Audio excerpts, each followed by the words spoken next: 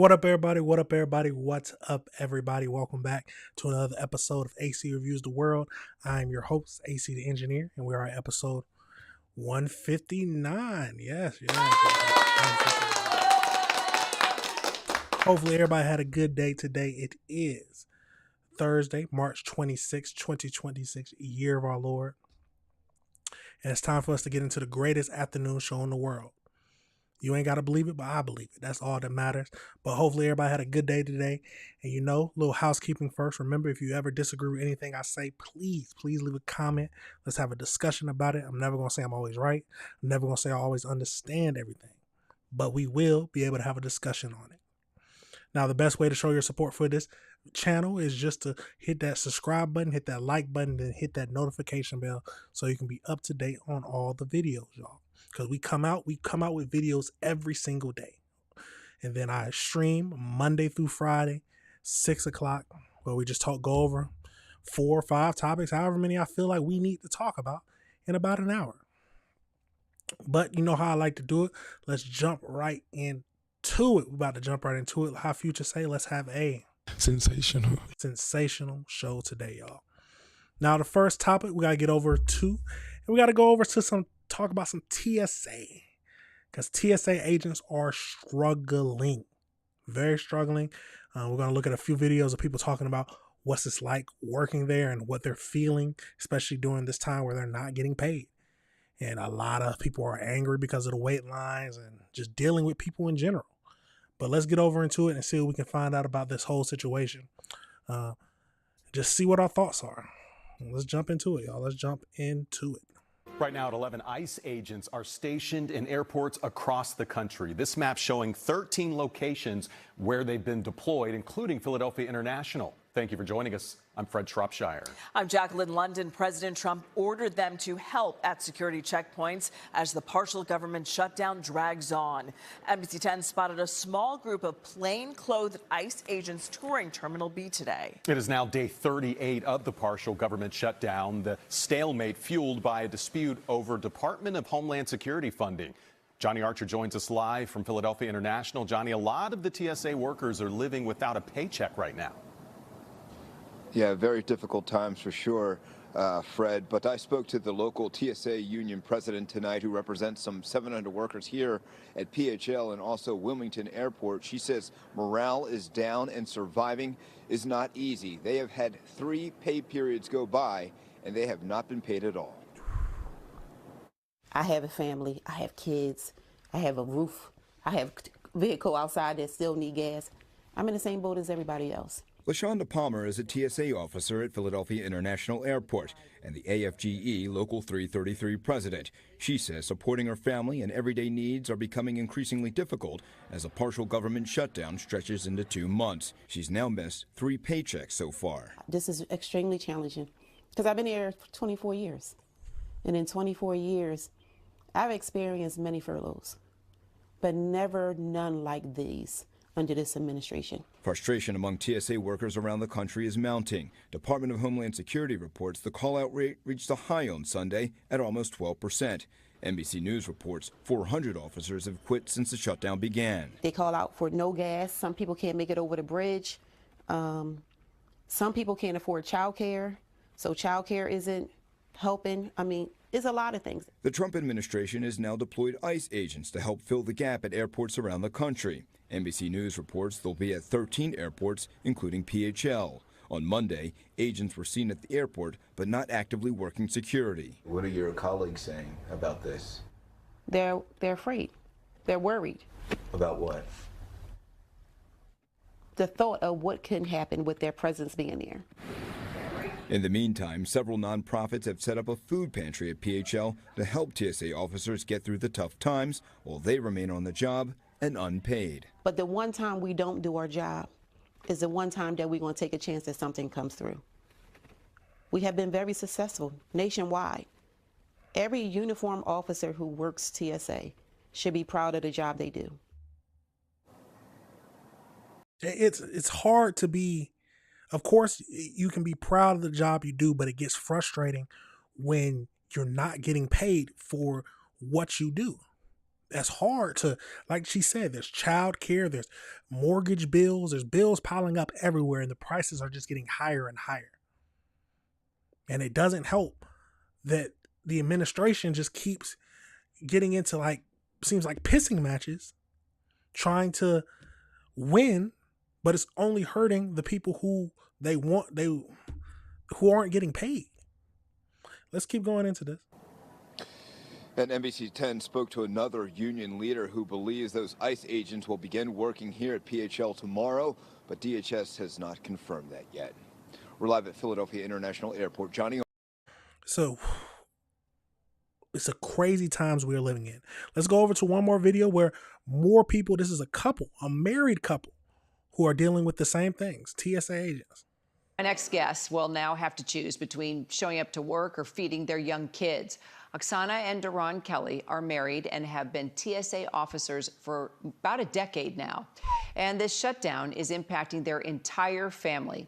Neither one of them is getting paid, but they still have to show up to work, even though it's not paying the bills. And they're worried about rent, food, and now their son's 7th birthday. It's today. And they wanted to take him to a trampoline park, but sadly, they say they can't afford to do that. Oksana and Duran Kelly join me now from Orlando.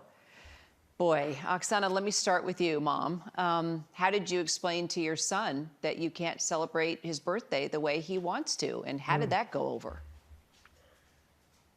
I think during the shutdown, this is probably the hardest thing I have to do. Sorry, I was not planning on crying at all. It's okay. I think having to explain to him that mommy and daddy go to work, but not bringing any money in. And, you know, he's been asking about birthday trampoline park for probably since his last birthday. And, you know, he was getting excited and he's like, is this something we're doing? And we're like, sorry, buddy, you know, this birthday is going to be at the community park because mommy and daddy can't afford trampoline park. So, you know, it's just a hard decision to make between paying bills or, you know, doing a birthday party for your children. And Duran, you actually have 2 kids. How did you talk to both your children about this? Well, Phoenix, he's 7, so he's a little bit more understanding of the situation. He knows that mommy and daddy have to go to work, and right now we can't do all the extra things that we like to do for him, like taking him to basketball games and stuff like that. So he's understanding, but Adonis, the youngest one, he doesn't fully understand what's going on. He just knows that I'm telling him a lot more no's than yes, and it's a little frustrating for him at points. And Duran, you actually considered resigning from TSA before all of this, right? And we know you're moonlighting now as a delivery driver. How's that going? And do you think that you're going to stay at TSA when this is all over? It's definitely a frustrating situation, knowing that you have to go to work, not receive a paycheck, then you still have to find another way to provide for your family. So I'm definitely going to keep my eyes open for anything better to provide for my family. So if anything pops up, I'm definitely going to have to more than likely take it at this particular moment. Wow. And Oksana, what about you? I mean, this is the 2nd shutdown within the past year. Have you had to dip into your savings? How are you guys making ends meet right now? We definitely had to dip in our savings. I know I've seen, you know, a lot on the internet where people saying, oh, you know, people should have been saving. First of all, I don't know if, you know, people understand that we don't make as much as a lot of people think, but we did have savings. And this is second shutdown within the past 100+ months, days, I'm sorry, yes. And we had to dip into savings first time. You know, we barely recovered from that first shutdown. We had to dip into savings second time, but our savings are not unlimited. Like I was telling somebody, I might be able to pay mortgage this one last time, but after this, I have nothing else to pay bills with. You know, we still have to find money to pay for utilities, keep electricity on. We still have to take our kids to school. You know, we still have to pay for gas to come to work. And most importantly, we have to pay for food for our children. This is the realest thing about this whole situation, y'all. Times are hard for everyone, especially if you're going to work, putting your time into something that you truly care about and work there for, they said, a decade, at least a decade. But then they don't get anything out of it. 2 times in the past 100 days. Who is to blame for this? Some people will blame Trump, some people blame Democrats. But in general, we need to find a way to get the TSA paid, because no one should be working without a paycheck. Because if same thing like what he was saying, if I would be thinking of gone, I probably would have already been gone by now. After the first shutdown, and just knowing that it's most likely going to happen again, I would have already tried to change career paths. But let's keep going into the show. And you're both still showing up to work. You've had these challenges. I know one of the kids is in school, but what about the youngest? Are you having to pay for childcare? Do you have folks that are helping you with that right now? How is that working out? Luckily, he is in like a free school, so we don't have to pay any expenses for that. But because they do go to 2 different schools that are, at 2 different locations, not only we have to spend gas to drop one off, then spend gas, to drop another one off. We also have to do it on the way home, pick one up, pick another one up. And, we work 2 different shifts, and we live more than an hour away from the airport. So it's extremely straining. It's, mentally and physically exhausting at this point. All right. And with gas prices going crazy, I would have left. I'm going to ask you both. Final question. Your message to lawmakers right now who are not getting a deal done. Daron? Oh, man. My simple thing is, we don't want your pity. We just want our paychecks. There you go. That's the headline. Oksana, your thoughts? My thoughts are pretty simple. I feel like they're playing with our lives, and they have to remember when they just say TSA people, TSA officers, agency, they have to remember that it's the real people and real families they're talking about. We all have children, we all have parents that, people take care of it. It's not just some random officers, it's real people. Well, it is real. That is the realest. It is real people who are affected by this. Real people are struggling right now because they aren't getting paid. Could you have stayed? Could you have stayed doing the job? Or would you have left? It's a wild situation. It's crazy times. But let me know your thoughts on this situation. Let me know how you feel about it, y'all. We're going to pivot now into our second topic, and we got to stick over to the airports because a lot of things are happening with the airports and Donald Trump. So, as we know, or I don't know if you've seen this, but he is considering sending the National Guard to the airport. Why? Because a lot of backlash have come from the ICE agents being there. So we'll get over into that situation, hear a few videos, and then we'll go over to the AI breakdown just to get a little bit more information about it. But does it make it better? At the end of the day, it's simple. Give these people their paychecks. I mean, I don't think it's that hard. Let's jump into it. And as this war wages abroad, the fight over funding DHS here at home is reaching a boiling point, at least for anybody looking to fly. Travelers are waiting hours in security lines that are wrapping around airports. They are breaking records. News Nation national correspondent Brooke Schaefer is at Miami International Airport this morning once again. Brooke, I've been trying to rack my brain. Have we ever seen anything like this before? Well, if you talk to DHS, Markey, officials with the agency say that these are the longest wait times we have seen at our airports in history as more and more of these TSA officers continue to call out from work. In fact, on Tuesday was another significant day of worker call-outs. More than 3,000 TSA officers didn't show up. That's a call-out rate of more than 11% across the workforce, Markey. DHS says that's 5 times more than normal. And these are some of the numbers from some of our major airports. JFK, close to 40% of TSA agents were absent Tuesday. At Houston's Hobby Airport, nearly 50% of their staff did not show up on Tuesday. And TSA officials tell us the uptick in call-outs they are seeing now, they expect to only get worse as we approach Friday, tomorrow, the potential for these workers to miss another paycheck. As they continue to miss paychecks, they're not going to be able to pay for rent, for food, They're going to be sleeping in their car. It's going to be going to get more and more difficult for them to come to work, and we're going to have more folks calling out and more lines that are long.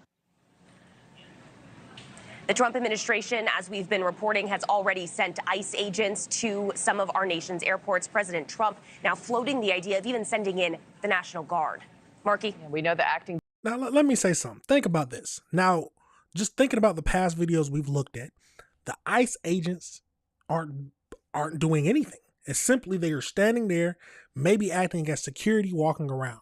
They're not checking bags, they're not checking IDs because they aren't allowed to and they aren't trained to do it. So the whole problem with it's not going to speed up the wait lines. So what's the point of even bringing them? But I mean, security is important, yes. But the whole problem is the wait lines that everybody's upset about. How do we fix that? Simple. Get these people paid. TSA administrator yesterday saying it takes 4 to 6 months to even, screen some of these TSA agents. So if a deal was signed today, would we still be dealing with a problem for most of the year? And it seems like, Brooke, both sides are pretty far apart. Where does the funding fight stand this morning? It seems like it's really at a stalemate right now, Marky. For Republicans, they have said that they have given Democrats everything they've asked for. They're accusing Democrats of moving the goalpost, but Democrats argue their position hasn't changed. But to your point there, Marky, TSA officials and DHS officials are saying that as this continues to drag on, there is real concern about what the long-term impacts could be at our nation's airports. Thank you for watching. Subscribe. Think about this. If this continues any further, who in their right minds will want to be a TSA agent if they know that this will most likely happen again? Let's go over to one more video just to get a little bit more information. Oklahoma Senator Markwayne Mullin confirmed as the new DHS secretary last night and could be sworn in as soon as today. He takes over an agency that is currently shut down, with unmasked ICE agents being deployed to airports in an attempt to alleviate the TSA crisis. Some travelers hounding those agents, yelling things like, "Go back to your master, Donald Trump, go back to your master," and "ICE out now." President Trump saying if needed, he will send the National Guard into airports to support ICE. I want to thank ICE because they stepped in so strongly. They'll do great. And if that's not enough, I'll bring in the National Guard. We're not going to have the Democrats destroy our country. Political commentator Brylan Hollihan joins me now. Brylan, great to see you. Thanks so you flew here for this interview in an airport where ICE agents are currently stationed. As a young person, how do you feel about this move by President Trump? Yeah, it's funny enough, I actually was just debating a student on a college campus a few weeks ago, and she said Republicans are evil because ICE agents are kidnapping people. And I said, well, in my eyes, they're not doing a good job of kidnapping people, because what kind of kidnapper takes people back home? That's not really what's happening here with this fake outrage. And fake outrage is exactly what it is. I flew here, had to wait in line at the Atlanta airport after class to get here and for 2 hours. And this kind of thing should remind people when they sit through this chaos to look around and say, this is how badly Democrats want illegal aliens to get to vote, that they're willing to see you sit in line and suffer. So think a Democrat when you're waiting in these lines, but the outrage is true. Gen Z sees through it. All outrage is the entire modem of the Democrat Party. They don't have good candidates. They don't have good policies. So they're having to use fear-mongering to win the midterms. They did it in Minneapolis. Now they're doing it in airports, Carly. Gen Z sees through this. We're smarter than they think. Well, House Minority Leader Hakeem Jeffries was on one of the Sunday shows and described ICE agents as untrained for airports and saying that they could brutalize or even kill travelers. So are you surprised when this conversation does come up when you debate college students on college campuses, if they're hearing messages like that from our political leaders? Yeah, the same people that said defund the police and then had to walk it back because when police were attacked, and maybe called Trump a Nazi and then had to walk it back when he was attacked, are now going to have to walk back calling these people brutal murderers when ICE agents get attacked one day. I think it's an insane concept to call the same people that are protecting our homeland brutal murderers, because these people are, what's brutal in my eyes are the people that snuck across this border. What's brutal in my eyes are the people that killed a college student like me, Laken Riley, who was just on an afternoon run. It's not brutal to have somebody protect our most vulnerable ports, our airports, to make sure that that's a safe spot. I'm glad that you mentioned Laken, and we just were talking about Sheridan Gorman, another young college student who was just so senselessly killed. This one took place in Chicago. How do you feel about her death and the preventable nature of it. And does something like that resonate on college students, on college campuses with students? Yeah, it's one thing to say that a border wall is racist. It's one thing to say that Republicans are racist. That fits really well on a bumper sticker. When you have conversations about real people, real victims, that's where it hits home of maybe these ideas aren't so crazy, maybe they're actually protecting even people. among liberal students? Absolutely, yes. And you know what's funny to me? I didn't hear Billie Eilish or any of the actors or any of these award shows wear a button with her name on it. They just want to talk about Renee Good, who was not killed by an illegal alien. Anytime somebody is killed by an illegal alien, you don't hear a utterance of their name because they don't care. This is politics to them. It's not victims, it's politics. So you won't hear a memorial for her. You won't see any fist raised or a statue put up in her honor. It's a tragedy, and we should remember, we should say her name, but they're not going to because they don't care. That doesn't fit their political agenda. Barlin, thank you so much for joining us. Thanks for having me. Now, he said a lot of things. Now,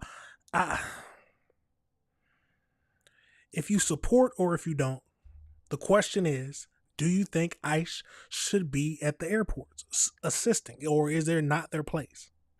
Let's go over into the AI breakdown just to get a little bit more information on this whole thing, or how we feel about the National Guard coming there to support them, or should they even go there in the first place?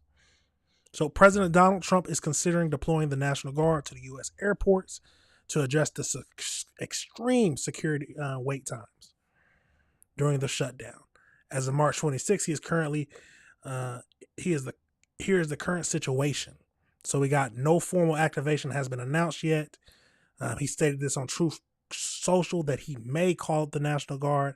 So hundreds of ICE agents have already been reassigned to more than a dozen airports, including the Atlanta, to assist the crowd control and line management. So remember, y'all heard that, right? Crowd control and line management.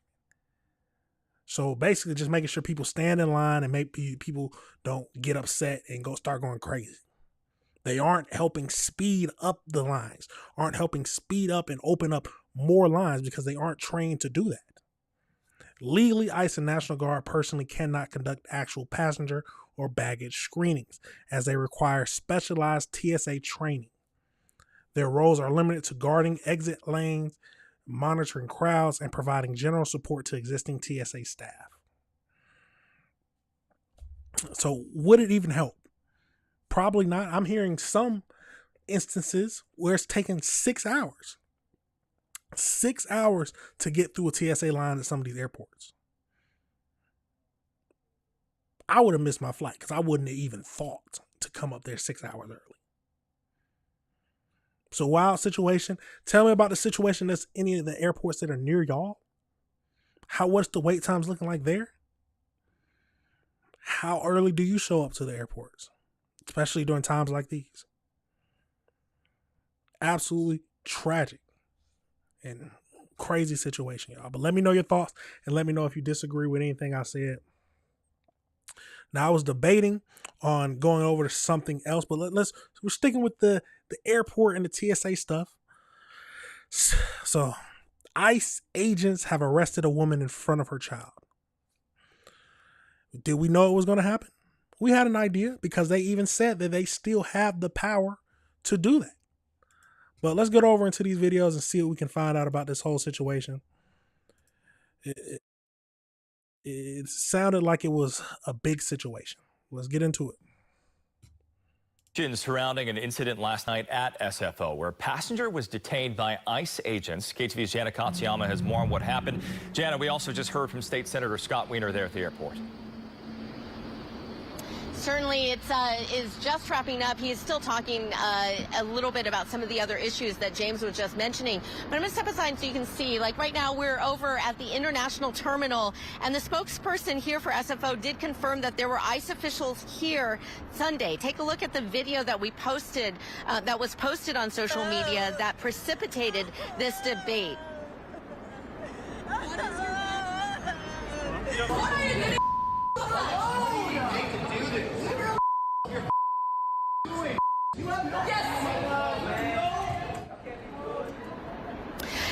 A lot of questions raised by this video of this very public struggle that involved a woman and two officials. The video that was posted online, as you can see, shows a woman crying out as two men tried to detain her.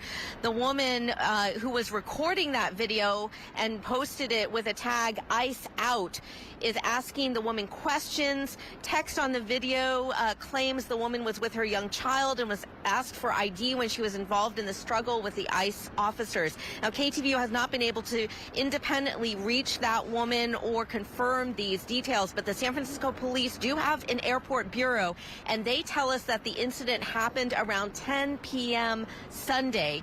Police say they received a 911 call and learned the incident involved federal immigration officials. We also received a statement from an SFO spokesman who says, quote, "We understand federal officials were transporting two individuals on an outbound flight when this incident occurred. We believe this is an isolated incident and have no reason to suspect broader enforcement action at SFO." We also heard from San Francisco Mayor Daniel Lurie, who commented today, and back here live, he said that SFPD officers were at the scene to maintain public safety, but were not involved in the incident. He says, like many people who saw that video, he found it very upsetting to see it last night. He also says he's spoken to leaders both at SFO and SFPD, and they said that they have no reason to believe that there is a broader federal immigration enforcement action at SFO. So there's still... Now remember, they can arrest people anywhere. So my real question is, if you know you're an illegal alien, illegal immigrant, why? I mean, I guess you got to fly if you want to, but if you're worried that you're going to get arrested, especially the times that we're in, why even go to the airport when we know ICE is there? But let's keep going. That we're trying to understand, but these statements do help piece together some of the information surrounding this very public and for many people very disturbing incident, Greg. So we're continuing to find out more, and certainly this is something where there were so many witnesses who were there having it happen right in the middle of this very public space at SFO. Yeah, Jan, a lot of questions about that video that is now going viral. I understand that what we heard from State Senator Scott Wiener in that news conference in the last 15 minutes is that those agents actually boarded a plane shortly after what we saw in that video.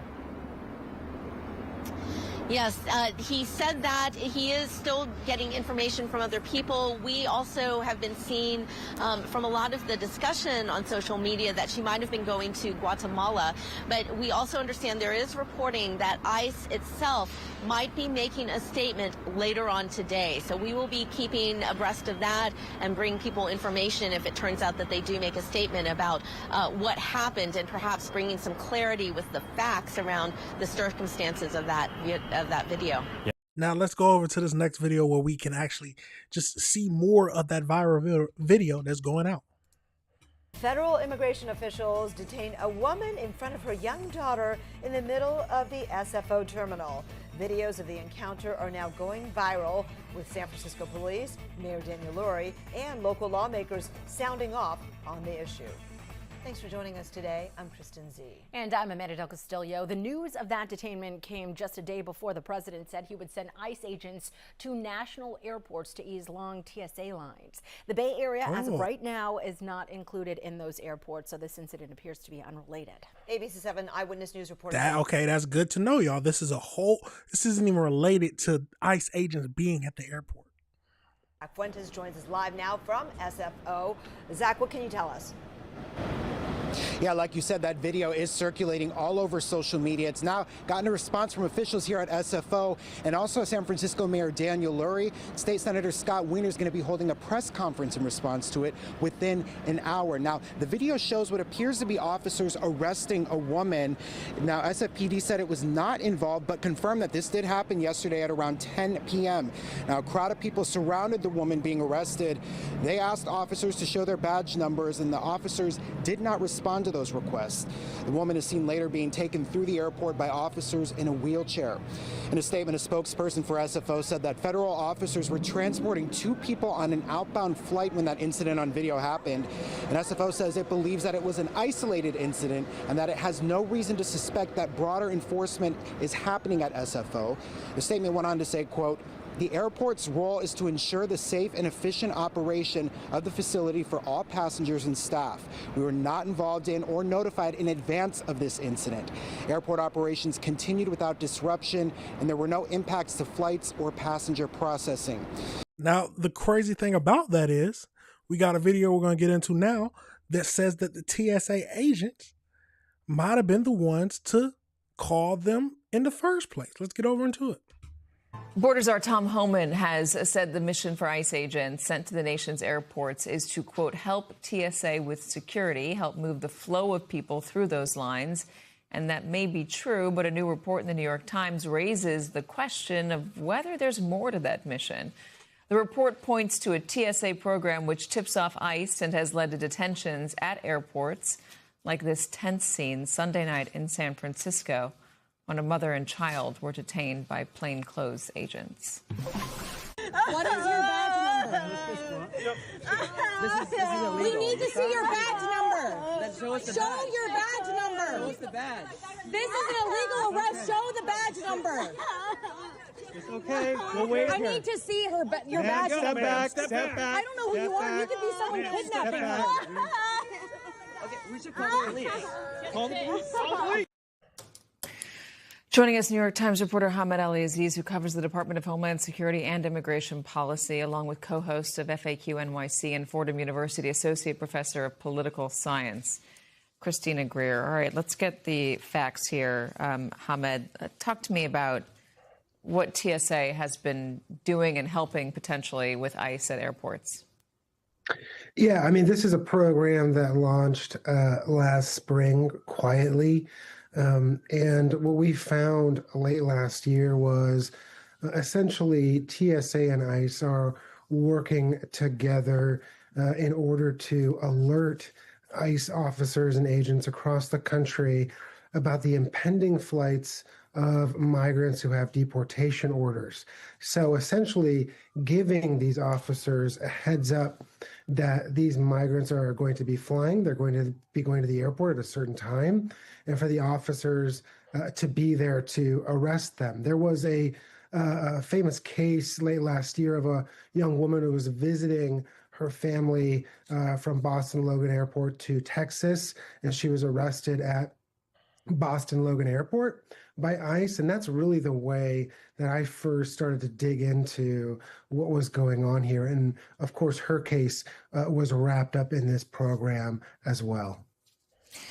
So it's unclear if that woman, Miss Lopez Jimenez, who was a native of Guatemala, knew that she was under a final deportation order. Am I understanding that correctly, Hamed?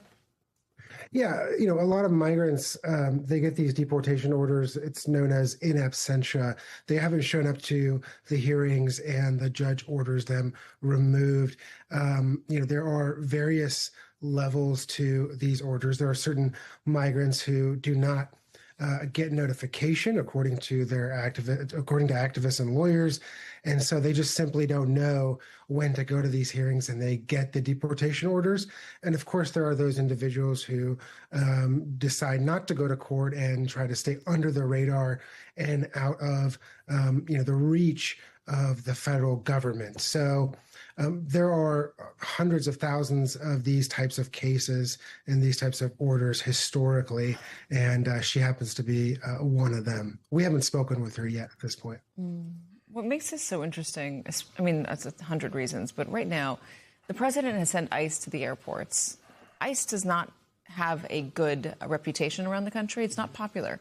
Most people don't like it. Half of the country wants the entire organization to be abolished.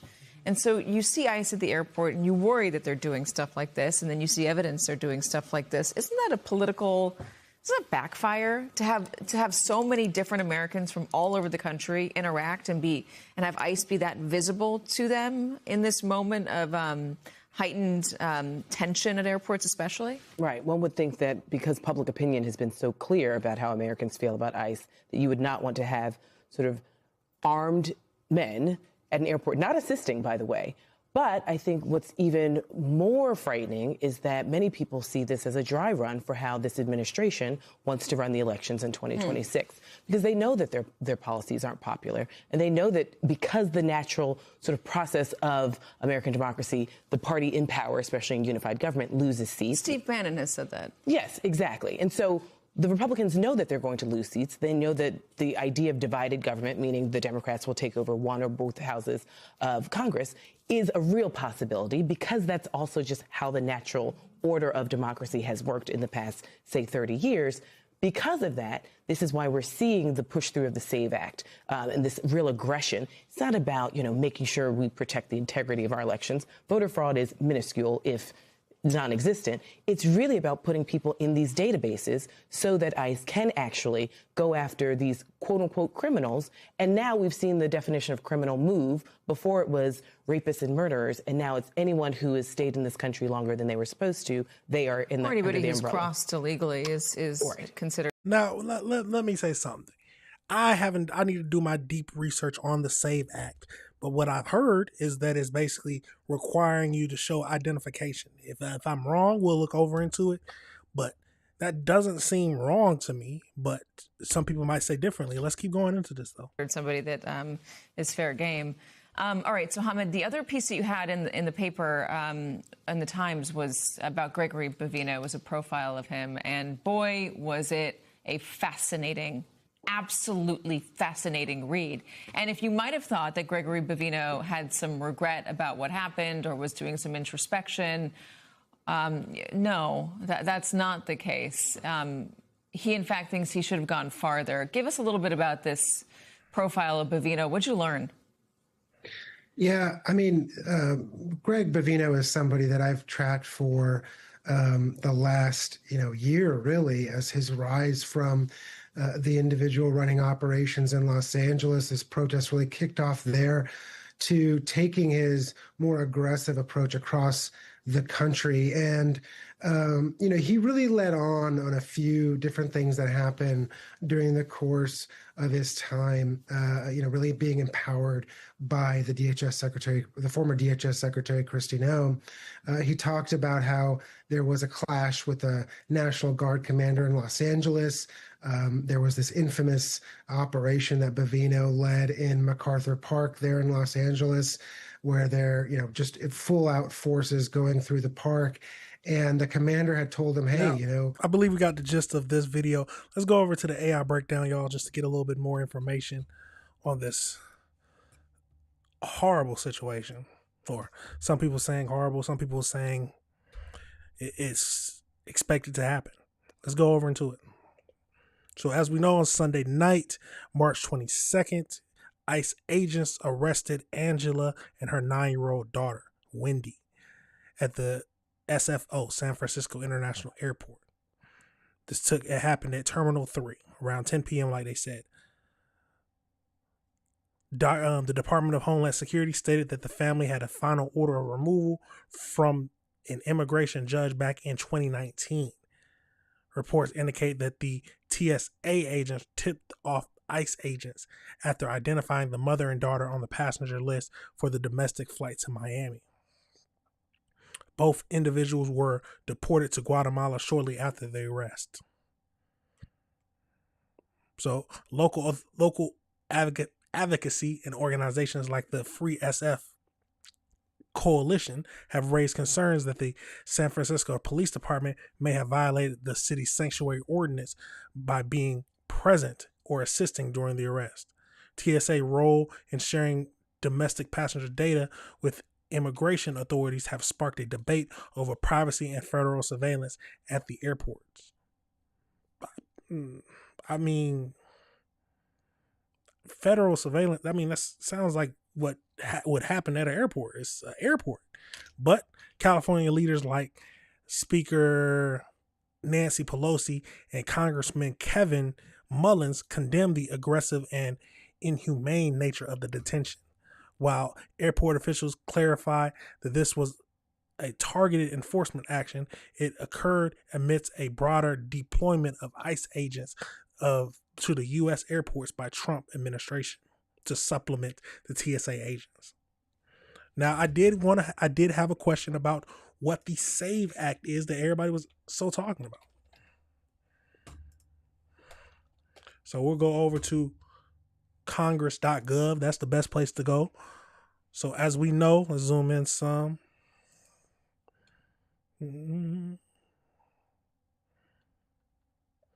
So the SAVE Act, let's zoom in a little bit more. This bill requires the individuals to provide documentation, This bill requires individuals to provide proof of citizenship when registering to vote in the federal elections. Specifically, the bill prohibits states from accepting or processing an application to register to vote in a federal election unless the applicant presents proof of citizenship. The bill specifies which documents are considered acceptable proofs of the U.S. citizenship, such as an identification that complies with the Real ID of 2005 that indicates U.S. citizenship. The bill prohibits states from registering an individual to vote unless at the time of the individual applies to vote, the individual provides documentary proof of U.S. citizenship and requires states to establish an alternate process under which an applicant may submit other evidence demonstrating U.S. citizenship. Each state must take affirmative steps on an ongoing basis to ensure that the U.S. citizens are registered to vote. Only U.S. citizens are registered to vote, which shall include establishing a program to identify individuals who are not U.S. citizens using information supplied by certain sources. Additionally, states must remove non-citizens from official lists of eligible voters. The bill allows a private right action against an election official who registered an applicant to vote in the federal elections who failed to present documents of proof of U.S. citizenship.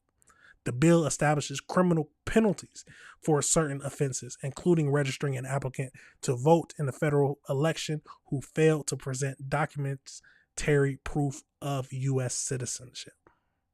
So that is what the SAVE Act is. Now, my real question is that bad? If it only asks for you just to prove that you're a U.S. citizen, which, I mean, I don't understand the big deal about that. Some people might have a better understanding of it than me, but I just show them my passport and my ID. I mean, it doesn't seem like they're trying to hold people away from voting.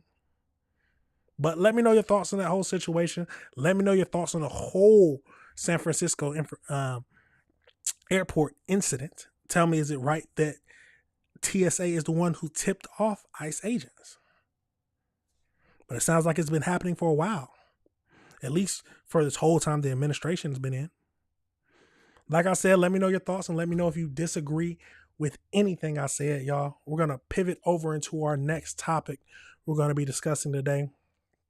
And we got to go over to a high school. Longview High School, where it looks like we got a couple of students who are accused of sexually assaulting their classmates. And it might have been something that seems like a basketball team was involved, but we'll get over into this whole information and see what our thoughts are. We got 2 videos to look at, and then we'll go over into the AI breakdown of this whole case. But let's jump over into it and see what our thoughts are.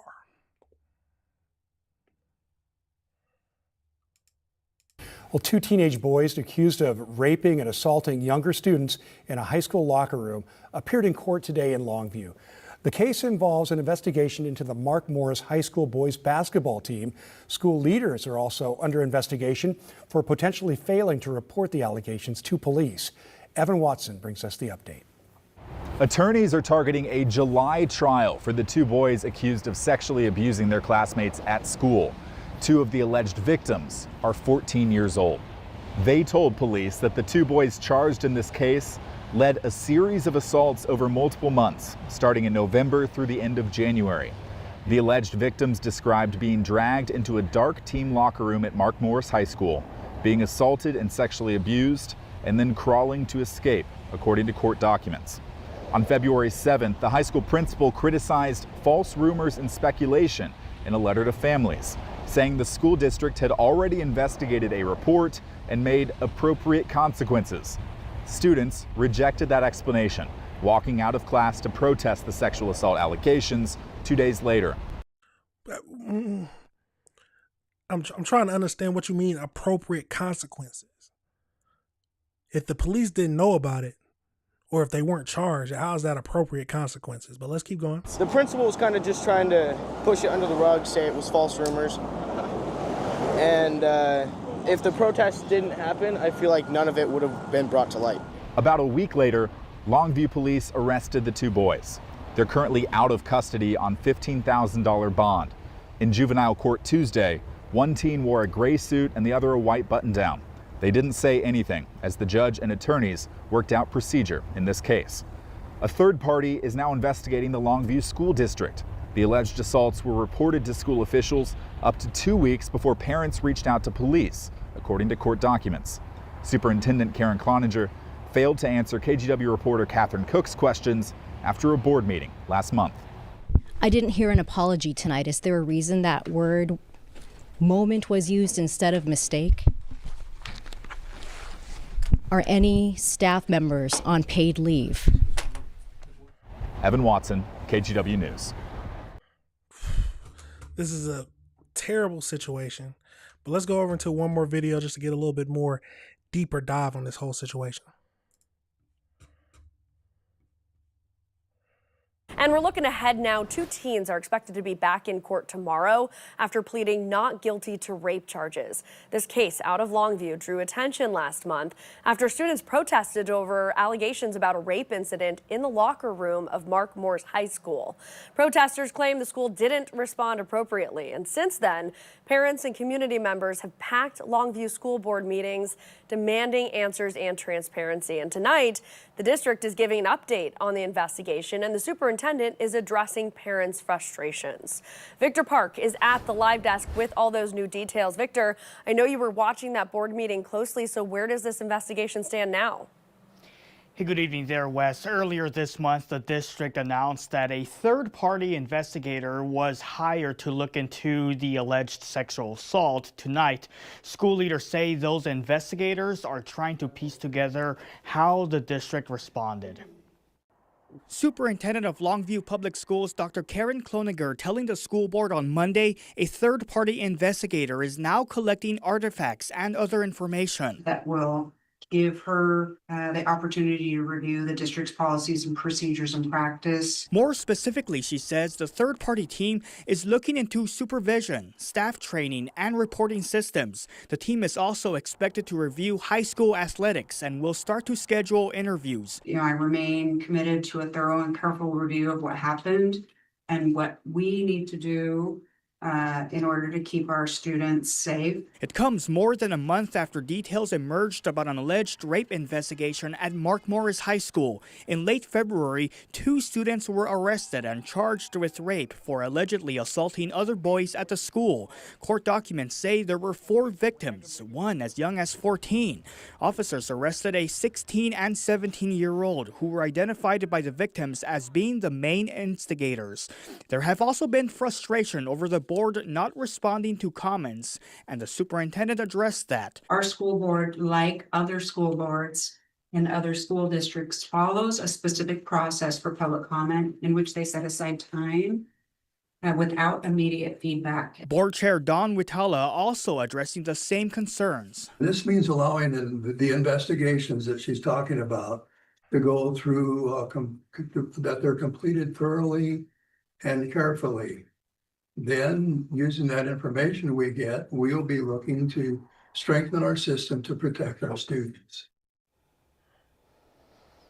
Okay, so the district is also conducting an internal investigation. Now, the 2 suspects are out on a $15,000 bond and have a court hearing scheduled for tomorrow, though it's unclear if the boys are required to appear at the live desk. This is a terrible situation, but they said they were 16, 17-year-old boys who assaulted other boys as young as 14 years old. And the school board found out before the police were involved 2 weeks before. And they said it was just false rumors. Let's go over into the AI breakdown just to get a little bit more information or see if we missed anything. So, as we know, in early 2026, two teenage boys at Mark Morris High School in Longview, Washington were arrested following allegations of sexual assault against younger classmates. They say it's centered around the basketball team. The suspects, ages 16 and 17, accused of leading a series of assaults against the younger teammates, including a 14-year-old, between late 2025 and January 2026. They described being dragged into a dark team room near the boys' locker room and sexually assaulted. They are charged with second-degree rape, unlawful imprisonment with sexual motivations, indecent liberties with forceful compulsion, and indecent exposure. They have pleaded not guilty and are currently out on $15,000 bail. As of late March, a trial has been tentatively scheduled for July 2026. A pretrial management conference is scheduled for April 8th, 2026 to further finalize the schedule. So as we know, the school is facing severe backlash after allegedly not reporting the incident immediately. Police reports indicate that the school officials were aware of the assault up to 2 weeks before, and they are having a third party review it, the whole situation. In February 2026, students staged a multiple walkouts to protest the school's handling of the case. Numerous parents and community members have publicly called for the resignation of Superintendent Karen Collins and the school board. And then she has since described the allegations as deeply troubling and stated that the district is committed to a thorough independent review of its practices. Yet, they initially called it false rumors and tried to basically saying they already handled it and dealt consequences. But the students stepped up and said, no, we're not going to take that answer. I'm glad they were stepping up, but the real question is, who are the parents of these two 16 and 17-year-old suspects? Because is this something they were taught? Is this something that they grew into? I would like to know who the parents are. But let me know your thoughts on this situation, y'all. Let me know if you have any other questions that you would have as well. But this is a tragic situation. Hopefully the victims find some kind of closure from them being arrested, or hopefully they get charged. That's the real closure that they would get. But that is it for this one. Let's pivot over into our last topic we're going to be discussing today. And it's 17 years. That is how long a Detroit man stayed in prison for a crime he did not commit. And he has most recently been freed. But does that stop, or does that help anything? 17 years have passed. He's missed 17 years of his life of being out in the free world. Let's get over into it, y'all.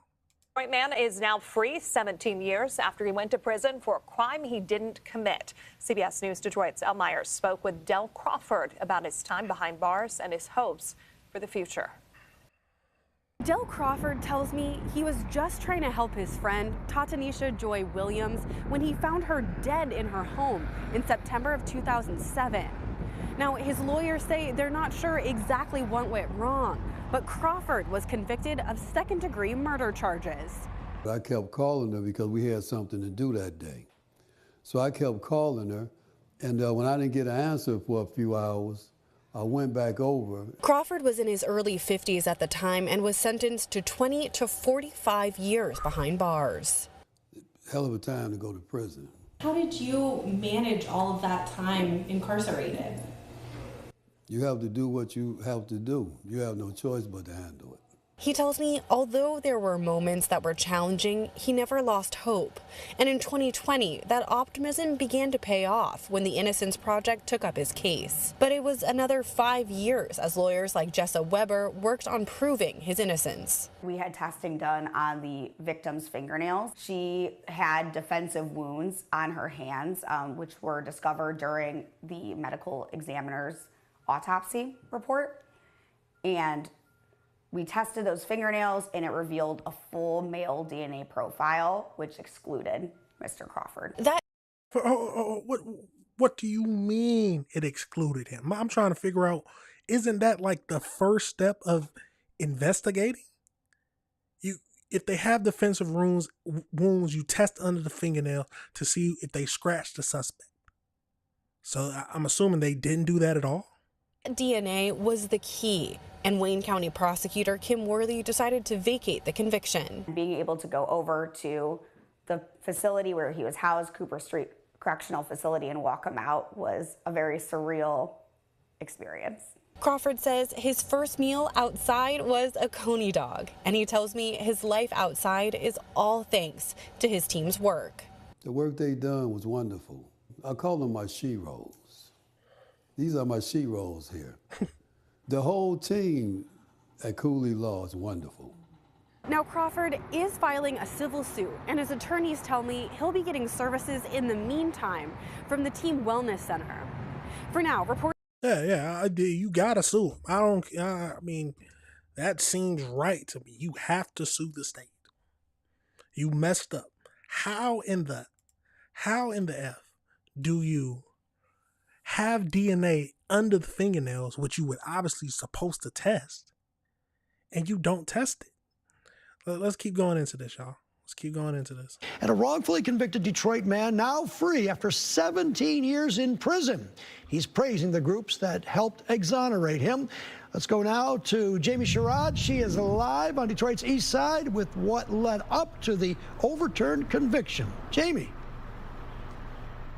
Yeah, Charlie, Del Crawford was determined to, prove his innocence here. He knew that he was innocent. He maintained his innocence throughout those 17 years in prison. And thanks to the help of Cooley Law School's Innocence Project, as well as Wayne County's Conviction Integrity Unit, he was able to do just that. Now, back in 2007, he was wrongfully convicted of second-degree murder after he discovered the body of Tanisha Williams inside of her home.